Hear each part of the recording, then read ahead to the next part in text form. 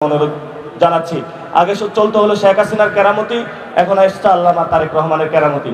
আজকে খাল খনন কর্মসূচি শুরু হয়েছে, আমরা এটাকে সাধুবাদ জানাচ্ছি, কিন্তু মনে রাখতে হবে এই খালের মধ্যে যাতে কোনো কুমির না চলে আসে।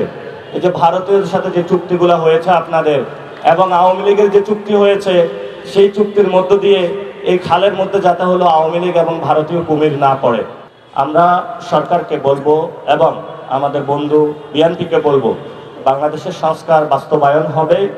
এটা যত চেষ্টা করুন না কেন, বাংলাদেশের সংস্কার প্রক্রিয়া আপনারা বাধাগ্রস্ত করে সেই ষড়যন্ত্রের মাধ্যমে আপনারা সফল হতে পারবে না। বাংলাদেশের সংস্কার প্রক্রিয়া যেটা হয়েছে তরুণদের হাত ধরে, এই সংস্কার প্রক্রিয়া বাংলাদেশে হবেই হবে ইনশাআল্লাহ।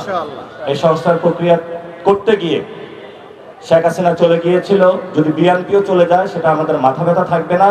ভালোই আছে, সংস্কার প্রক্রিয়া আপনাদের হাত দিয়ে শুরু হোক। আপনারা বলেছিলেন 31 দফা, তারপরে বললেন যে গণভোটে হায়ের কথা, কিন্তু আপনাদের মুখে এবং মনে যেই একই সামঞ্জস্য সেটা আমরা দেখতে পাই না। আপনি বাংলাদেশে নামে বললেন যে শহীদ ওসমান হাদি ভাইয়ের হত্যাকাণ্ডের বিচার আপনি করবেন। আপনি প্রধানমন্ত্রী হয়েছেন ইঞ্জিনিয়ারিং করে, যেভাবে হোক না কেন, এখন কিন্তু আপনি শহীদ ওসমান হাদি ভাইয়ের হত্যাকাণ্ডের যে বিচার রয়েছে সেই বিষয়ে কোনো স্পষ্ট আমরা কোনো বক্তব্য পাচ্ছি না। 24-এ যারা শহীদ হলো তাদের আমরা বিচার প্রক্রিয়া নিয়ে পর্যন্ত কোনো স্পষ্ট কোনো বক্তব্য পাচ্ছি না। এবং আমরা মাশাআল্লাহ একজন স্বরাষ্ট্রমন্ত্রী পেয়েছি, উনি বলে আবেগ দিয়ে রাষ্ট্র চলে না। এটা তো সত্য কথা, রাষ্ট্র চলে যুক্তি তর্ক সেটা দিয়ে, কিন্তু বাংলাদেশে শুধু আবেগ দিয়ে অ্যাসালাম গ্রুপ চলে, আর কোনো কিছু চলে না। এবং এই অ্যাসালাম গ্রুপের জন্য যারা আপনার পকেটের টাকা লুপাট করেছে, ব্যাংকগুলোকে দেউলিয়া করেছে, জনগণ ক্ষুদ্র ক্ষুদ্র নিজেদের ডিপিএস ব্যাংকগুলোতে রেখেছিল ট্রাস্ট করে, সেগুলো নিজেদের টাকা তারা মনে করে বিদেশে লুটতরাজ করেছে, সিঙ্গাপুরে নিয়ে গিয়েছিল বিভিন্ন দেশে। সেই অ্যাসালাম গ্রুপকে কখন আইনের আওতায় আনা হবে সেই বিষয়ে আমরা স্বরাষ্ট্রমন্ত্রীর কাছে স্পষ্ট বক্তব্য চাচ্ছি। শুধু অ্যাসালাম গ্রুপ নয়, এরকম অনেক লুটতরাজ গ্রুপ করেছে যারা বাংলাদেশে জনগণের সম্পত্তি নিয়ে বিদেশে টাকা পাচার করেছে। আপনার আমার জীবনের শেষ সম্বলটুকু যেটুকু আছে সেগুলো তারা বিদেশে পাচার করে দিয়েছিল, সেই বিষয়ে তাদের স্পষ্ট বক্তব্য চাই। আজকে খাল খনন কর্মসূচি শুরু হয়েছে, আমরা এটাকে সাধুবাদ জানাচ্ছি, কিন্তু মনে রাখতে হবে এই খালের মধ্যে যাতে কোনো কুমির না চলে আসে। এই যে ভারতের সাথে যে চুক্তিগুলো হয়েছে আপনাদের এবং আওয়ামী লীগের যে চুক্তি হয়েছে, সেই চুক্তির মধ্য দিয়ে এই খালের মধ্যে যাতে হলো আওয়ামী লীগ এবং ভারতীয় কুমির না পড়ে, আমরা সেই কুমির সম্পর্কে আপনাদেরকে হুঁশিয়ার করতেছি। এবং পুরো বাংলাদেশের দিকে তাকালে আমরা দেখি দর্শন হচ্ছে, বিচার হচ্ছে না, সংস্কার প্রক্রিয়া হচ্ছে না। এবং গতকালকে শহীদ মিনারে একজন নাগরিকের জীবনহানি হয়েছে, নাগরিকদের কোনো জীবনে নিরাপত্তা নাই।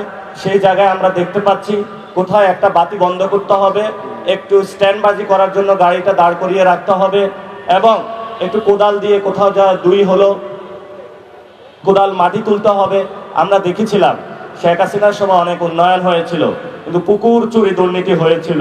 তা আমরা আশা করব এই খাল খনন কর্মসূচিতে যাতে এই ধরনের দুর্নীতির ছোঁয়া না পড়ে এবং কোনো কুমির চলে না আসে, আমরা সেই বিষয়ে হলো প্রধানমন্ত্রীর কাছে আহ্বান রাখবো। অনেকে আমাদেরকে বলে যে তোমরা কথা বলো, তোমাদেরকে কিন্তু খেয়ে ফেলবো। খেয়ে ফেললে কি হবে? হয়তো জেলে নিলে ইমরান খানের মতন অবস্থা হবে। আর যদি আপনারা আমাদেরকে হলো মেরে ফেলেন, তাহলে শহীদ ওসমান হাদি ভাইয়ের ইনসাফের পথ আমাদের আছে। আর যদি বেঁচে থাকি, চাঁদনাবাজি সন্ত্রাস দুর্নীতির বিরুদ্ধে আমাদের লড়াই চলবে, এটা স্পষ্ট কথা। এবং সামনে লোকাল গভর্নমেন্ট আসতেছে, এই ইলেকশনে ইঞ্জিনিয়ারিং হয়েছে, সামনে ইলেকশনে আপনারা আল্লাহর রাস্তায় ইঞ্জিনিয়ারিং এর চিন্তা করবেন না। কারণ গণতন্ত্র মুখে বলেন, গণতন্ত্র শুধু মুখে বললে হয় না, এটা বাস্তবায়ন করতে হয়। এই জন্য আমি আপনাদের কাছে আহ্বান জানাবো, আমাদের যে ফাইটটা আছে একটি নতুন সংবিধান তৈরি করা। যদি ওই সংবিধান শহীদের বিচার করতে না পারে, শহীদ ওসমান হাদি ভাইয়ের বিচার করতে না পারে, সংস্কার প্রক্রিয়ার মধ্য দিয়ে না দাঁড়াতে পারে, হয়তোবা খালেদা জিয়ার পথ ধরে এই সংবিধানকে আমরা বুড়িগঙ্গায় ফেলে দিতে বাধ্য হব। এই জন্য যারা আমাদেরকে বেশি বেশি সংবিধান দেখানোর চেষ্টা করেন, সেই সময় অনেক গণভবন দেখানোর চেষ্টা করা হয়েছিল, বড় বড় মাফিয়া রত্ন দেখানোর চেষ্টা করা হয়েছিল, সেগুলো আমরা গুনি নাই। এখন নতুন করে তারা আমাদের সংবিধানের সবক দিচ্ছে।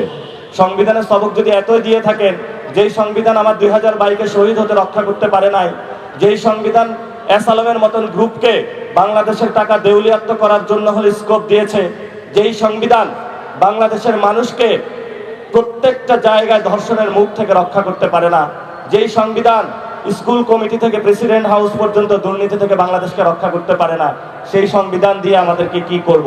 এখন সংবিধান নিয়ে কথা বলে আবার এই মামলা হামলার তারা হুমকি দিতে পারে।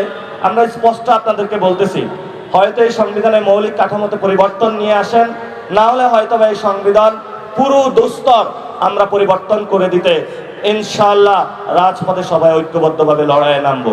এখন তারা আমাদেরকে বলে যে তোমরা রাজুতে ডাকো, মানুষকে বললে কি নামবে নাকি? মানুষ বললে নামবে নাকি? সেই জায়গাটা হলো আপনাদেরকে আমরা স্পষ্ট করে দিতে চাই, হ্যাঁ মানুষ নামবে, কারণ মানুষের পকেটে এখনো চাকরি আপনারা দিতে পারেন নাই, তরুণ সমাজের জন্য এখনো কিছু করতে পারেন নাই। আপনারা যে জায়গায় করেছেন, আপনার যারা ফ্যামিলি কার্ড দিচ্ছেন, আগে মসজিদগুলোর সামনে যাবেন, যে গরিব মানুষগুলো বসে থাকে তারা কি ফ্যামিলি কার্ড পেয়েছে? আমরা শুনতে পাচ্ছি ফ্যামিলি কার্ডের নামে মানুষের হলো কার্ড 500-600 টাকা করে দুর্নীতির মাধ্যমে নিয়ে যাওয়া হচ্ছে এবং দুর্নীতির একটা মহা উৎসব তারা শুরু করছে। এবং কিছু বললেই বলে বিএনপি নাকি আমরা সবকিছু সমালোচনা করি। আমরা আপনাদের সমালোচনা করি না, আমরা আপনাদের বিষয়গুলো আলোচনা করি যাতে আপনারা শুধরানো হন। কারণ আমরা চাই না আপনি হাসিনার মতন ফেসিস্ট হয়ে ওঠেন। অলরেডি ওঠা শুরু করেছেন। কিছু বললেই আপনার এই যে ছাত্র দল, যুবদল, গুন্ডা বাহিনী যেভাবে অ্যাটাক শুরু করে, এতে আমরা ভীত সন্ত্রস্ত হচ্ছি। কিন্তু ভীত সন্ত্রস্ত হলেও আমরা যে এর বিরুদ্ধে দাঁড়াবো না সেটা কিন্তু আমরা বলি না, আমরা অবশ্যই দাঁড়াবো। এবং আমরা আশা করব এই যে বাংলাদেশের সাংবাদিক ভাইরা রয়েছে, আমাদের উইমেন সোসাইটি রয়েছে, আমাদের তরুণ ভাইরা রয়েছে, আলেম ওলামারা রয়েছে, তাদের জন্য প্র্যাকটিক্যাল স্টেটের জায়গা থেকে কোনো কিছু নিয়ে আসেন।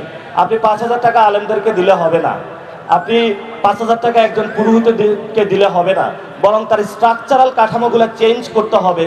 আপনি একদিকে হলো আলেমদেরকে পিটাবেন হলো ইন্ডিয়ান বাহিনী নিয়ে এসে, আরেকদিকে তাদেরকে 5,000 টাকা ধরিয়ে দেবেন, এটা আসলে নতুন বাংলাদেশ না। এই জন্য বেফাকুল মাদ্রাসাল যে আরাবিয়া রয়েছে, তাদের একটা দীর্ঘদিনের একটি কর্মসূচি রয়েছে, তাদের একটা সনদ বা স্বীকৃতি প্রয়োজন। আপনি 5,000 টাকা তাদের দরকার নাই, আপনি তাদেরকে স্বীকৃতি দেন। ইনশাআল্লাহ আমরা বলেছিলাম আমরা যখন ক্ষমতায় যাব তাদেরকে সেই স্বীকৃতি বাস্তবায়ন করব। যদি তাদের স্বীকৃতি